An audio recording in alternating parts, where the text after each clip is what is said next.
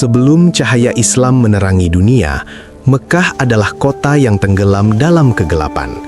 Berhala-berhala berdiri megah mengelilingi Ka'bah yang suci. Disinilah, di tengah padang Arabia yang membara, lahir seorang anak yang kelak akan menggetarkan sejarah. Tahun 599 Masehi, dari rahim seorang wanita bernama Fatimah binti Asad, lahirlah Ali. Bukan di rumah biasa, bukan di padang terbuka. Ia lahir di dalam Ka'bah sendiri, sebuah keistimewaan yang tak pernah terulang sepanjang sejarah manusia. Ayahnya, Abu Thalib, adalah pemimpin Bani Hashim.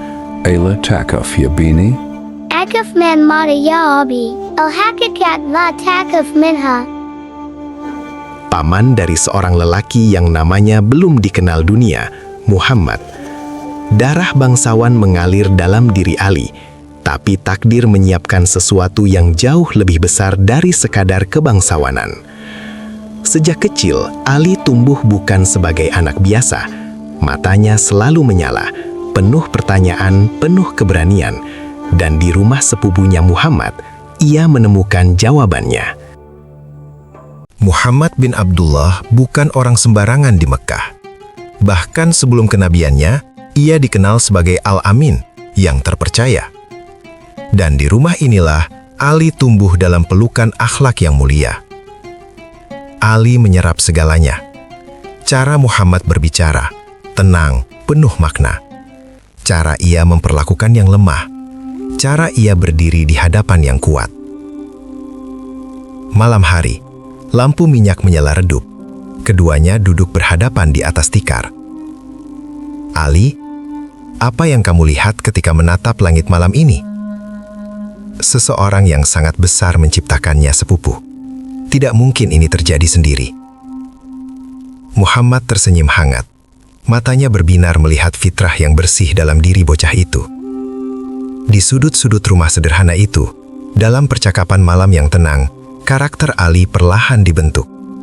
Tanpa ia sadari, setiap hari yang ia lewatkan bersama Muhammad adalah persiapan untuk sesuatu yang jauh lebih besar. Suatu malam di tahun 610 Masehi, Gua Hira menjadi saksi bisu perubahan terbesar dalam sejarah manusia. Muhammad pulang dengan tubuh gemetar, membawa wahyu pertama dari langit. Seluruh Mekah tertidur, tapi tidak dengan satu jiwa kecil yang selalu terjaga. Wahai Ali, Allah telah mengutusku sebagai nabi dan rasulnya. Maukah engkau beriman kepadanya? Aku beriman ya Rasulullah.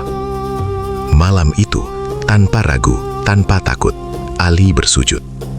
Ia adalah laki-laki pertama dan anak-anak pertama yang menerima Islam.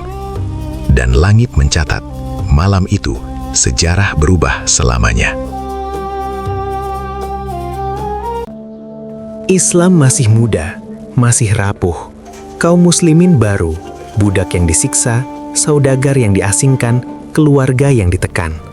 Dan di tengah tekanan itu, ada anak 10 tahun yang berdiri tegak.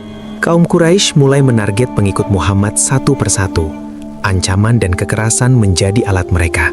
Tapi ketika ancaman itu datang ke arah Muhammad, Ali selalu ada di sana. Sakitkah tanganmu, Ali? Tidak, Rasulullah. Yang sakit hanyalah hati yang melihat kebenaran dianiaya, tapi tidak bisa berbuat apa-apa. Disinilah bibit sang singa ditanam. Bukan di medan perang besar, tapi di lorong-lorong sempit Mekah, dalam kesetiaan kecil yang dilakukan setiap hari, dalam pilihan untuk berdiri di sisi kebenaran.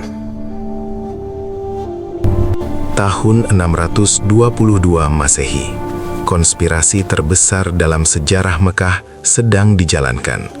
100 pemuda dari 100 klan Quraisy bersepakat, malam ini Muhammad harus dibunuh, dan seseorang harus tinggal.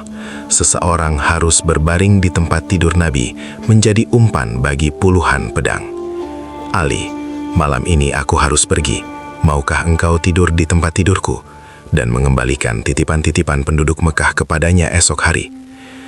Pergilah ya Rasulullah, aku tidak akan membiarkan sesuatu yang buruk menimpamu.